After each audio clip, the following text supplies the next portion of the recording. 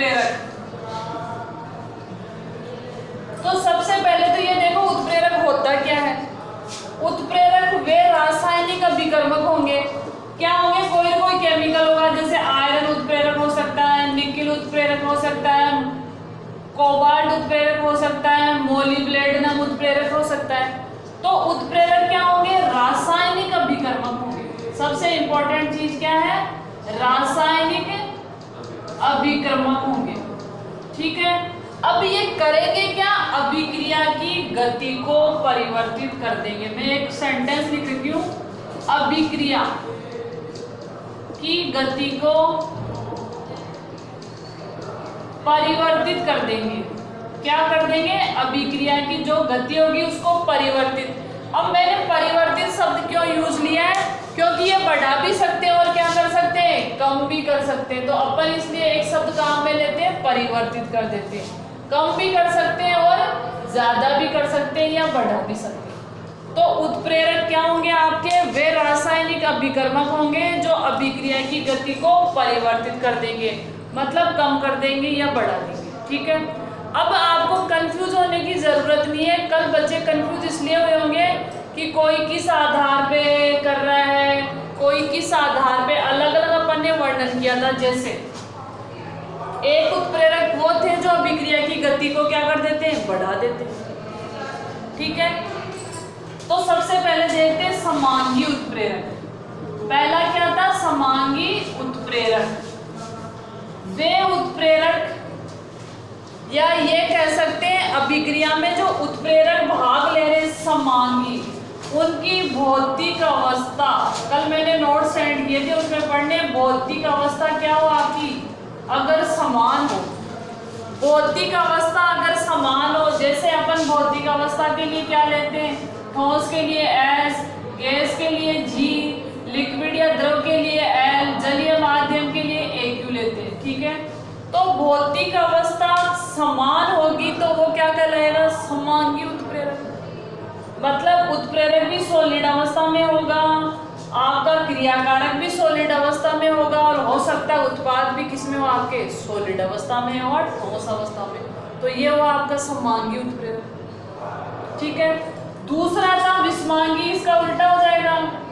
मतलब उत्प्रेरक और क्रियाकारक की भौतिक अवस्था क्या होगी आपकी? भिन्न भिन्न होगी, तो वो क्या हो जाएगा आपका? विषमांगी उत्प्रेरक। ठीक है, अगर उत्प्रेरक क्या है आपके? ठोस अवस्था में है, और जो उत्पाद है वो किस अवस्था में? गैस अवस्था में, तो वो क्या हो जाएगा आपके? विषमांगी उत्प्रेरक। जैसे विषमांगी का एग्जाम्पल C+O2, क्या बन गया आपका? CO2। ये गैस है, ये गैस है। ठीक है, अब यहाँ मैं कोई उत्प्रेरक डाल देती हूँ जो वो कैसी अवस्था में होगा? जैसे निकिल है, ये धातु है, तो ये किस अवस्था में आ गया आपका? सॉलिड अवस्था में। तो ऐसा कोई आपको एग्जाम्पल देना पड़ेगा। ठीक है, और कौन से प्रकार थे उत्प्रेरक के? बोलो। क्रिया के आधार पर, क्रिया के आधार पर कौन कौन से थे?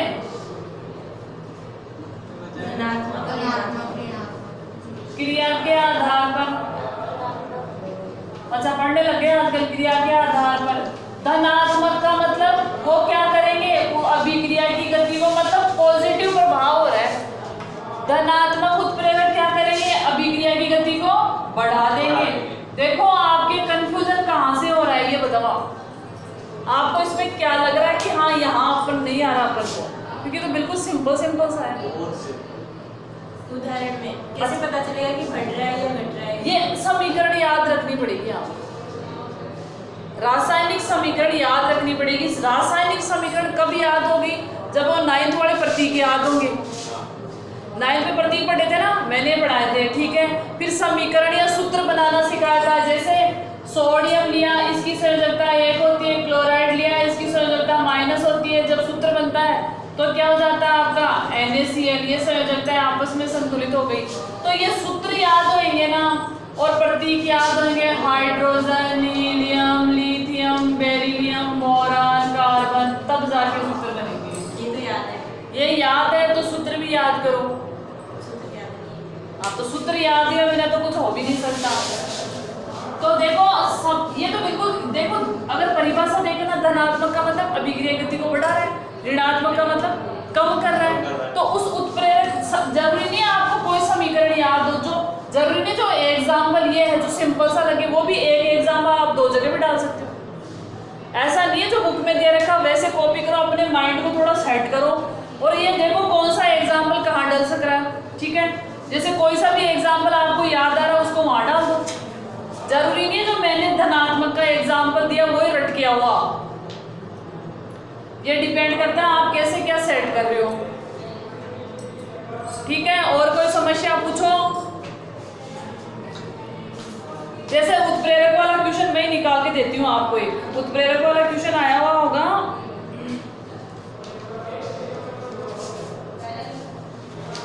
आज ये पेपर है मैं अपलोड कर दूंगी।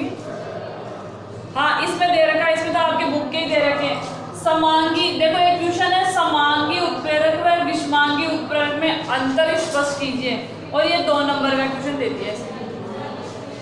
तो परिभाषा तो सब लिख देंगे। समांगी का मतलब जब भौतिक अवस्थाएं समान हो, और विषमांगी का मतलब क्रियाकारक उत्पाद और उत्प्रेरक की भौतिक अवस्थाएं क्या हो आपकी भिन्न भिन्न हो, तो वो क्या हो जाएगा आपका विषमांगी उत्प्रेरक हो जाएगा। मेरे हिसाब से हर बच्चा लिखेगा।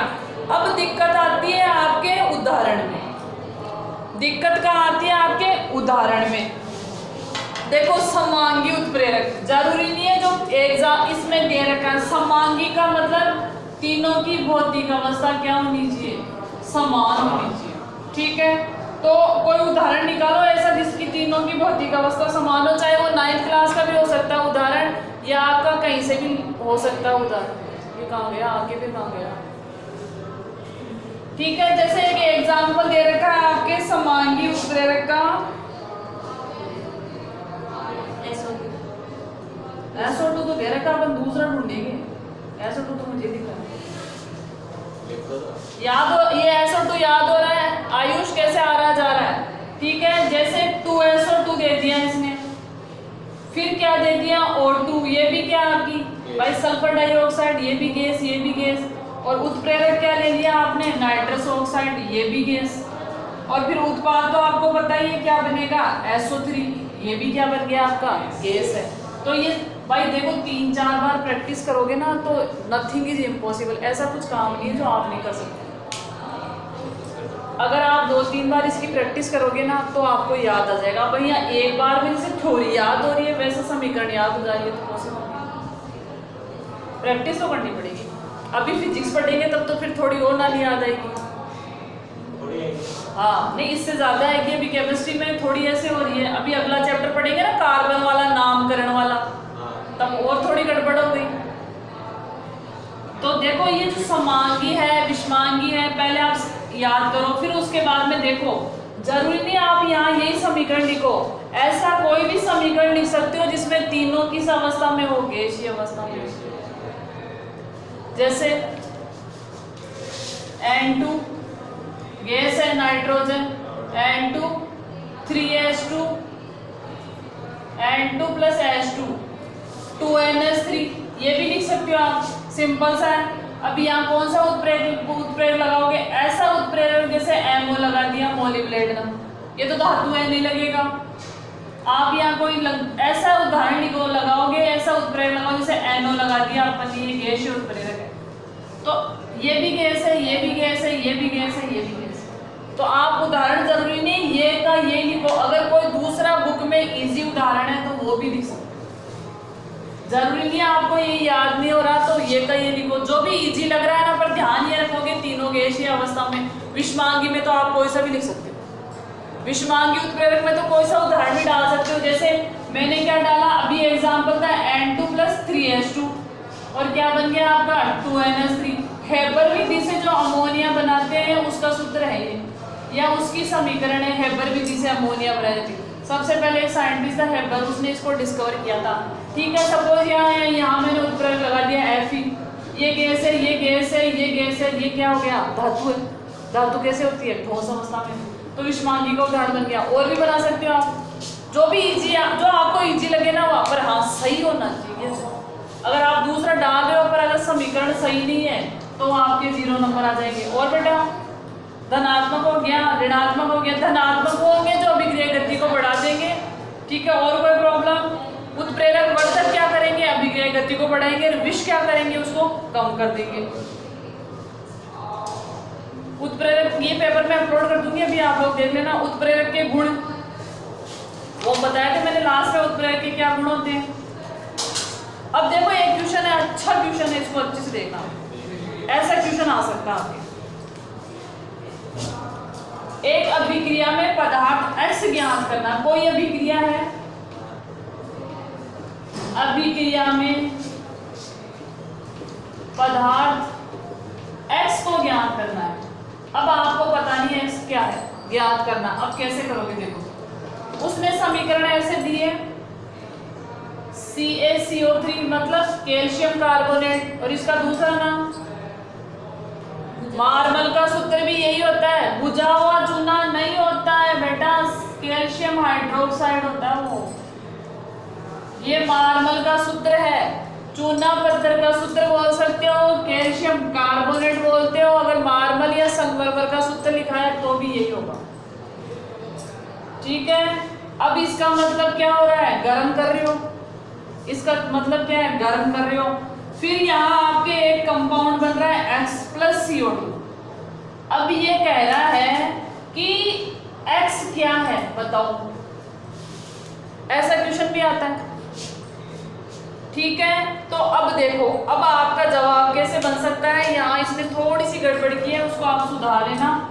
मैं इसको दोबारा से लिख देती हूँ। ऐसी समीकरण थी अपने चैप्टर में, याद करना ये बात, ऐसी थी, दिख रही है थोड़ा उधर से, तो जाओ यहाँ आ जाओ, ठीक है। कैल्शियम कार्बोनेट था। अब देखो इसके टुकड़े हो रहे हैं, तो कौन सी अभिक्रिया? अपघटन बोल दूं, अपघटन का उदाहरण है। CO2 अपन ने बना ली, इसमें से CO2 निकाल दी। देखो इसमें से, इसी में से बन जाएगा अगर थोड़ा सा माइंड लगाओगे। सूत्र क्या है? CaCO3। इसने क्या किया?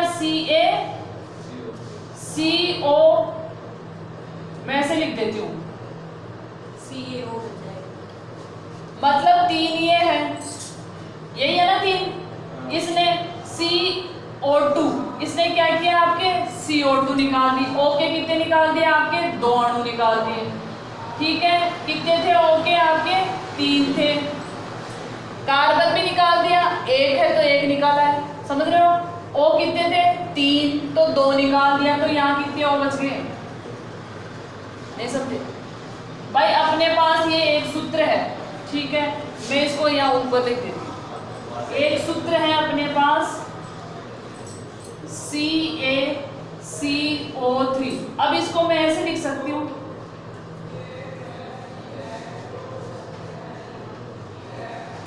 लिख सकती हूँ, नहीं लिख सकती हूँ।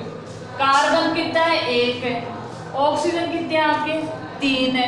अब इसने CO2 बना दिया, मतलब ये बन चुका है यहाँ पे। अभी बायो नहीं है तो क्या? हाँ ये लगाओ। ये CO2 मतलब अपन ने रिमूव कर दी CO2, ये तो एक ऑक्सीजन बच गया। तो मैं यहाँ ये लिख दूँ कैल्शियम ऑक्साइड, ऐसे ध्यान रखना। और ये प्रैक्टिस से ही आएगा। ये किससे आएगा? आपका प्रैक्टिस से। तो ऐसे क्वेश्चन भी आते हैं।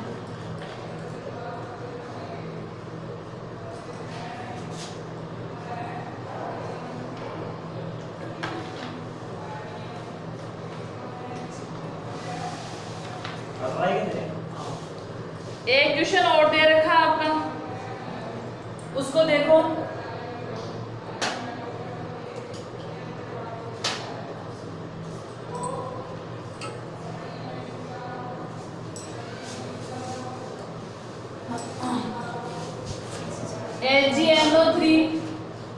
AgNO3 प्लस KCl, ठीक है। इन्होंने अभिक्रिया करके क्या बनाया आपका? एक तो AgCl बन गया, Ag ने Cl से क्या कर लिया, और एक क्या बन गया? KNO3।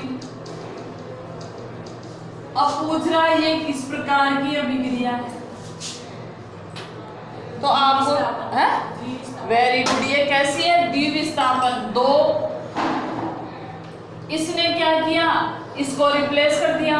Ag ने क्या किया? क्लोराइड को रिप्लेस कर दिया। और नाइट्रेट ने क्या किया? पोटेशियम को। तो ये किसका उदाहरण है? द्विविस्थापन। ये कब आएगा? जब प्रैक्टिस करोगे। पका पकाया कुछ नहीं मिलता। और देखो मैं तो ये मानती हूँ पिछले बैच से शायद आपकी पढ़ाई अच्छी हुई थी 9th क्लास में, और आप लोग तैयार भी हो और बच्चे अच्छे भी हैं, ठीक है। अब डिपेंड करता है, आप पिछले 2 बच्चे लाए थे 100, अब आप कितने लाते हो? लगता तो नहीं तुम्हारी मेहनत देखी। पिछले 2 बच्चों के, एक बच्चे की तो सचिन बोल रहा था मेरी थोड़ी सी गलती की वजह से उसके 99 आए, 98 भी आए, 97 भी आए, 95 भी आए, मतलब 91 से लेके पूरी लाइन आ पड़ी, ठीक है। तो अब देखते हैं आप लोग कितने लाते हो, और आप लोग अभी कंटिन्यू मेहनत करते रहो, पूरे दिन घर पे हो, 2-3 क्लासें ले हो आपकी जो चलती है, घर बैठे हो फ्री है पास वाले। अरे तो मेहनत करो ना, पढ़ने वाला कभी भी पढ़ सकता है। सुविधाएं टाइम ये किसके लिए नहीं होते, जो क्या होता है काम चोर होता है। देखो कई बच्चे ऐसे मिलेंगे जिनके घर पे लाइट नहीं है, खाने के लिए खाना नहीं है। अगर अपन इन परिस्थितियों में अपन को खाना मिल रहा है, कपड़े मिल रहे हैं, घर मिल रहा है, तो अपन बहुत बेटर स्थिति में, फिर भी पढ़ने वाले। अभी पेपर में आया था, एक बच्ची है जिनके नेट वेट पकड़ता नहीं है, तो वो 4 किलोमीटर नदी को पार करके जाती है, फिर कोई पहाड़ सा है वहाँ कोई पकड़ता है, तो वहाँ सुबह से लेके शाम तक क्लास लेती है। और कहीं से उनके घर वालों ने क्या किया, फ़ोन का जुगाड़ किया है, और एक जो आपके ये होता है ना छान टाइप की अस्थायी बना रखी है, वो सुबह 4 किलोमीटर पैदल जाती है, नदी पार करके जाती है, और फिर पूरे दिन वहाँ बैठ के पढ़ती है और शाम को आती है। जब वो पढ़ सकते हैं तो तुम्हारे तो ऐसा कुछ है ही नहीं। ये रहा तुम्हारा घर, हाँ तो मेरे साथ बैठ के चलना, कर मना थोड़ी किया जाता है, तो मैं तो बैठ थोड़ी रहूंगी, ठीक है। तो सुविधाएं उसके लिए होती है जो उनको गेन करना चाहता है, असुविधाएं कभी भी हो सकती है, बहाने बहुत होते हैं, और आप चाहो तो कुछ भी कर सकते हो, और आप नहीं चाहो तो हम कुछ भी नहीं कर सकते, ये चीज है। तो मेरे हिसाब से इस बार 100 में से 100 कौन लाएगा? नहीं लाओगे तो तुम्हारी रेस्पॉन्सिबिलिटी बहुत गलत है, तुम लोग बहुत गलत पटरी पे जा रहे हो। कोर्स क्यों नहीं होगा पूरा? कितना सा बचा है? स्टार्टिंग के चैप्टर हो गए, बायोलॉजी का 1 चैप्टर बचा है, बायोलॉजी का सिर्फ 1 चैप्टर बचा है, फिर आपकी केमिस्ट्री का 3रा चैप्टर चालू होगा, केमिस्ट्री का 1 चैप्टर बचा, फिजिक्स के 4 बचे, इन्वायरमेंट का। मतलब अभी अक्टूबर, मतलब ये कह सकते हो नवंबर के मिड वीक से पहले आपका कोर्स जाएगा, और फिर हम रिवाइज चालू कर देंगे। अगर आपके माहौल सही रहा तो आप आ जाओगे स्कूल, तो फिर आपको पता है क्या होता है स्कूल में, 50% कम हुआ था ना, कम तो अभी फिक्स नहीं है, अभी फिक्स नहीं है, हो गया। पर ये तो नहीं कहा ना ये चैप्टर आपके हटा दिए हमने, तो किसको छोड़े हम? आप तो एक बार पूरा पढ़ लो, और जब हटवाएंगे ना तो आपको वो हटा के हम आपकी तैयारी दोबारा से रिपीट, पर आप छोड़ो मत कुछ। ये हो सकता है 1 चैप्टर में से 4 टॉपिक हटा दे, तो क्या आप उस चैप्टर को ही नहीं पढ़ोगे? तुम लोगों के माइंड में ये होगा ना चैप्टर हट जाएगा, ऐसा कभी नहीं होता है, चैप्टर कभी नहीं हटता है। 1 चैप्टर में से कुछ टॉपिक हटा दिए, किसी चैप्टर में से कुछ टॉपिक हटा दिए, तो क्या चैप्टर नहीं पढ़ोगे क्या? मतलब तुम लोगों का टारगेट तो है नहीं 100 लाना, अगला चैप्टर है, ऐसे होता है। तो अगला चैप्टर है कार्बन और उसके यौगिक। सच्चाई कभी कभी ले लेनी चाहिए, वो कड़वी होती है, ठीक है। अगला चैप्टर है कार्बन और उसके यौगिक, कार्बन व उसके यौगिक, ढंग से समझ लेना।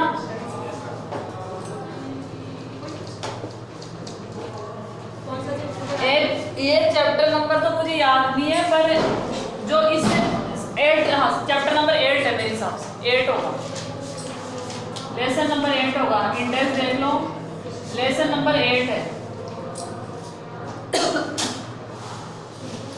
मैंने इस चैप्टर को पहले क्यों लिया है, क्योंकि इससे पहले वाला जो चैप्टर है उसमें आपके रदरफोर्ड है, और इसके अलावा क्वांटम थ्योरी है, और क्या है आपके वो जे थॉमसन वाला प्रयोग है, वो सब आप 9th में पढ़े हो, तो वो चैप्टर अपना फटाफट हो जाएगा, उसमें दिक्कत नहीं आएगी, थ्योरी है तो याद भी कर लोगे। अब अपन देखते हैं कार्बन और उसके यौगिक।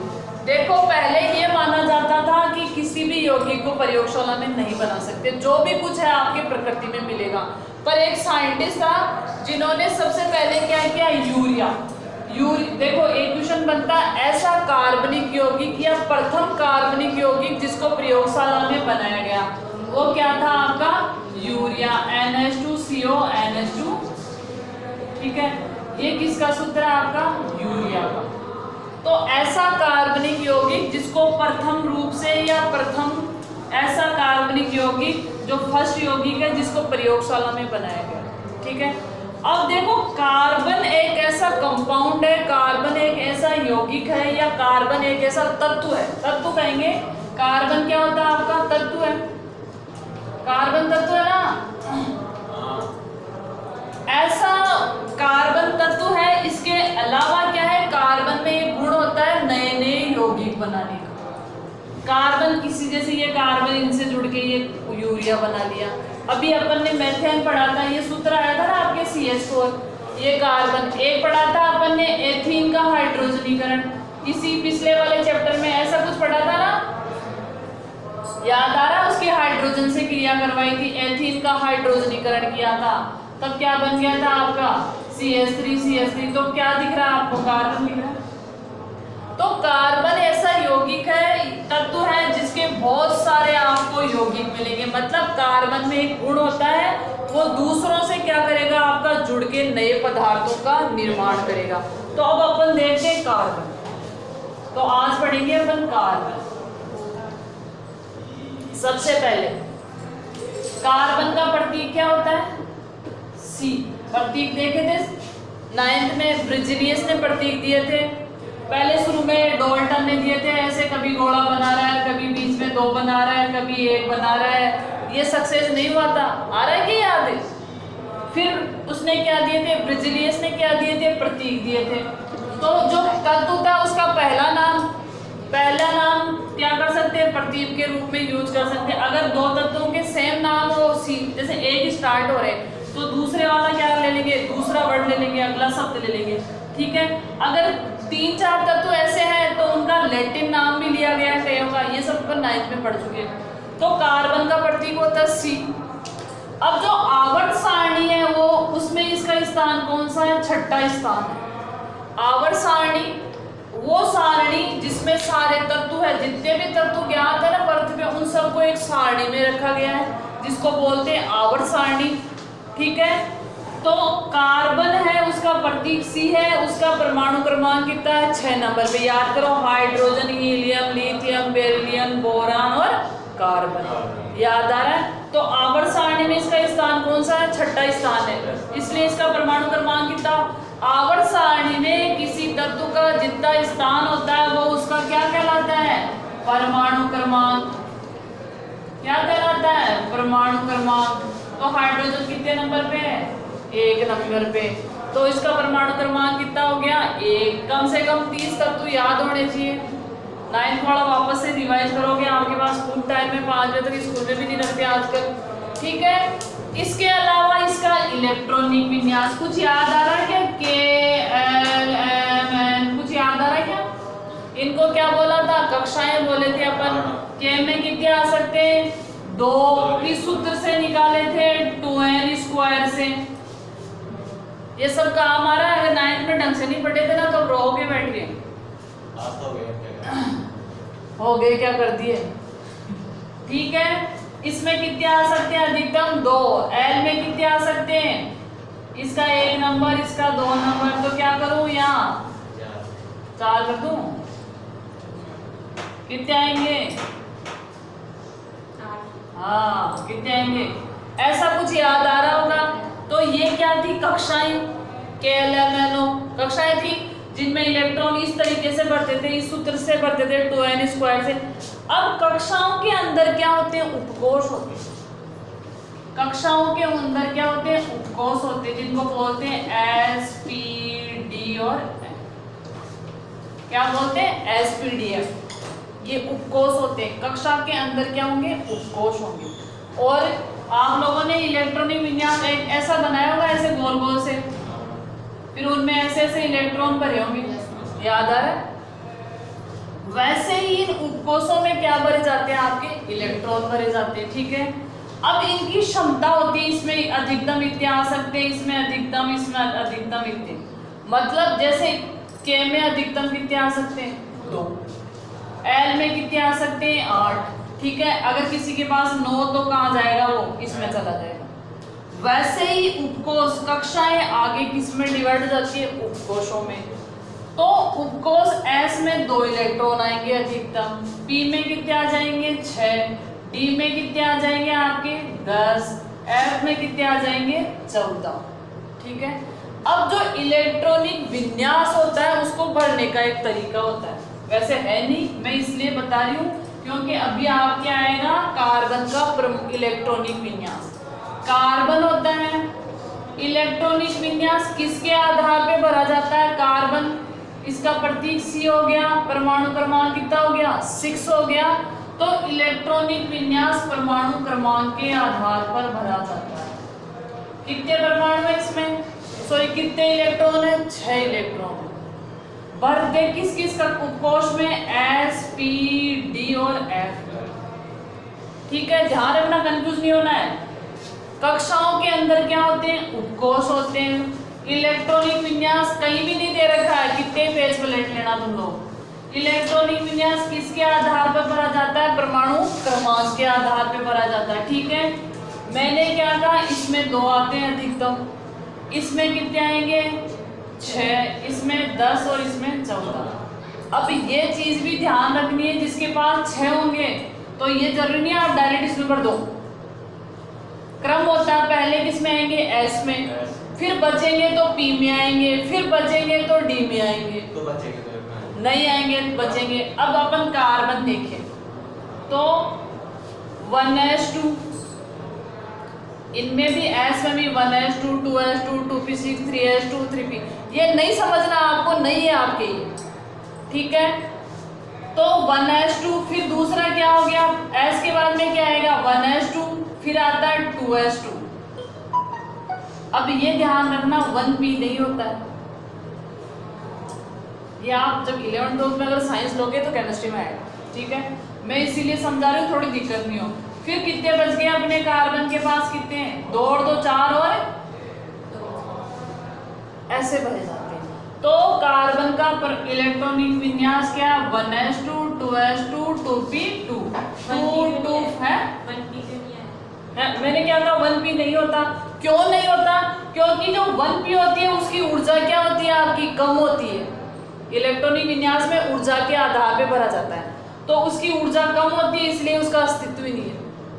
आपको इतना ही ध्यान रखना है, बाकी डिटेल अपन 11th पे पढ़ेंगे जब केमिस्ट्री पढ़ोगे। ठीक है, तो कार्बन का इलेक्ट्रॉनिक विन्यास क्या होता है, 1s2, 2s2 और 2p2, हो गए 6, 4 और 2 6। अब नेक्स्ट देखते हैं और कार्बन की क्या क्या विशेषताएं हो सकती हैं। परमाणु क्रमांक पता चल गया, प्रतीक पता चल गया, इसके अलावा इलेक्ट्रॉनिक विन्यास चला गया। अब देखो संयोजकता, कार्बन की संयोजकता कितनी होती है आपकी 4 होती है। कार्बन की संयोजकता कितनी होती है आपकी 4 होती है। ठीक है, बाह्यतम कोष में जो मुक्त इलेक्ट्रॉन होते हैं वो क्या कहलाते हैं आपके संयोजी इलेक्ट्रॉन। तो कार्बन की संयोजकता कितनी होती है आपकी 4, कभी भी 2 नहीं होगी, कभी भी 1 नहीं होगी, कभी भी 5 नहीं होगी, मतलब हमेशा 4 होगी तो 4 होगी, ये ध्यान रखना। जैसे आपने ये सूत्र लिखा, संयोजकता वो होती है बाहरी कोष में, जैसे इसका बाहरी कोष कौन सा हो गया 1s2, 2s2 और 2p2। अब देखो संयोजकता, वैसे मैंने 9th में एक्सप्लेन किया था संयोजकता, दोबारा से देख लो।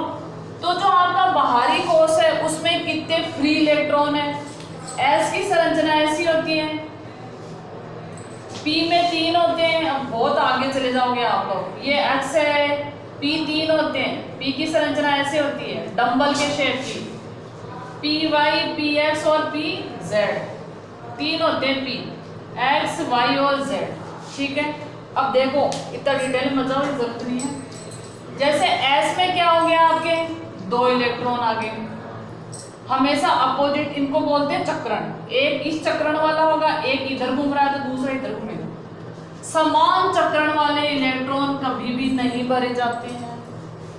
ठीक है, ये वैसे आपके लेवल का नहीं है, ओवर हो जाएगा, आप लोगों की उल्टी हो जाएगी। थोड़ा सा इतना तो समझ लो कि जो बाहरी इलेक्ट्रॉन होते हैं, अब पी में कैसे होंगे, पी में 3 होंगे, पी एक्स, पी वाई और पी जेड। अब इसमें कितने इलेक्ट्रॉन भरे, ठीक है।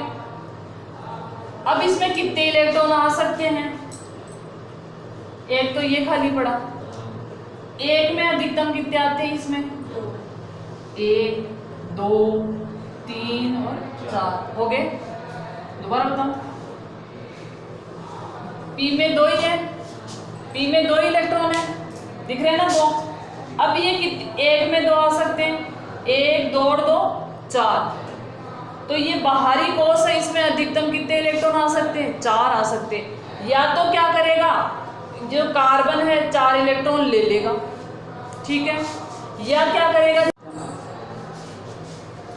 कोई भी तत्व क्या करेगा, अपना बाहरी कोष पूर्ण करने की कोशिश करेगा। वो इलेक्ट्रॉन लेके कर सकता है या देके कर सकता है, और अष्टक पूर्ण करने की कोशिश करेगा। अब क्या करेगा, इसका ये कक्षक क्या है आपका, खाली है, और ये कैसे अर्धपूरित है, पूरे पूरित है। तो अर्धपूरित कक्षक ज्यादा स्थायी होते हैं, पूर्ण पूरित कक्षक ज्यादा स्थायी होंगे। तो इसमें से इलेक्ट्रॉन अर्धपूरित है, ज्यादा स्थायी है, इसीलिए ये क्या करेगा, 4 इलेक्ट्रॉन और ले लेगा। इसलिए इसकी संयोजकता कितनी होती है, समझ गए, इसलिए इसकी संयोजकता कितनी होती है आपकी, 4 होती है। ये चीज आपको ध्यान रखना, मतलब बाहरी कोष में कितने मुक्त इलेक्ट्रॉन है, वो संयोग करके भी संयोजकता बना सकता है और त्याग के भी। तो ये 4 इलेक्ट्रॉन ले लेता है, इसलिए इसकी संयोजकता कितनी है आपकी, 4। कभी 3 नहीं होगी, कभी 2 नहीं होगी, कभी 5 नहीं होगी, ठीक है। तो कभी भी क्या करते हैं, इस चीज को बहुत ध्यान रखना आपको। जैसे मैंने ये लिख दिया, 2 कार्बन लिख दिए, ठीक है, इसका मतलब 2 संयोजकता तो ये, समझ रहे हो, और मैंने H2 लिख दिया तो 2 हाइड्रोजन, ये हो गए ना 4। अगर मैंने ये लिख दिया ना तो ये गड़बड़ा गया है, अगर मैंने ऐसे लिख दिया तो भी गड़बड़ा गया। 1 हाइड्रोजन 2 हाइड्रोजन हो गए ना 3 संयोजकता, ये सूत्र गलत है। अगर मैंने यहाँ ये लगा दिया तो सही है, 3 तो ये इसकी और 1 ये, 3 तो ये और 1 ये, हो गए ना 4। हाँ, अगर मैंने ऐसे लिख दिया CH3 CH3, अब बताओ गड़बड़ है सही है, क्यों गड़बड़ है, 3 हाइड्रोजन तो ये जुड़े हुए हैं और 1 ये रहा, हो गए ना 4, हुए कि नहीं हुए। तो आपको माइंड में ध्यान रखना है, कार्बन की संयोजकता कभी भी 3 नहीं होगी, 5 नहीं होगी, 1 नहीं होगी, हमेशा 4 होगी। और ये चैप्टर इसी पे निर्भर करता है, संयोजकता पे निर्भर। कहाँ से आई ये भी मैंने बता दिया, ये मतलब क्या होता है वो भी मैंने आपको एक्सप्लेन कर दिया, ठीक है। बाकी अपन कल देखेंगे। का टाइम तुम्हारे आधी बार तो लेट बच जाता है।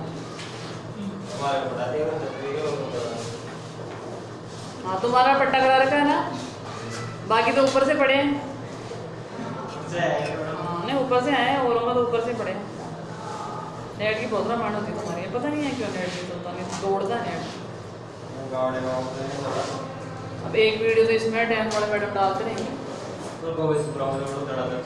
हमारे तो ऊपर नूर लग रहा है, जियो का रिफ्लेक्टर लग रहा है। पैसे देते हैं कंपनी में, पैसे देती है, पैसे देती है कंपनी। हाँ हाँ है बढ़िया। तो क्या 3,000 रुपये किराया आता है, हाँ 1,000 रुपये का बिल आता है।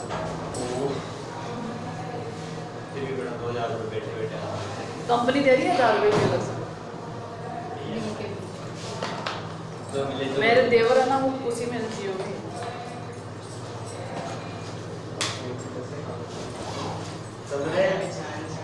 मैंने कहा था यहाँ तुम्हारे जियो तो मैं डाउट में तो बोल रही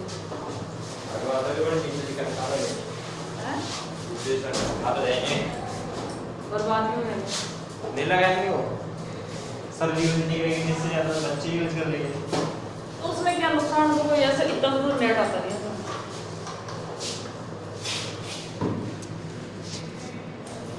आप लोग इस जाओगे ना।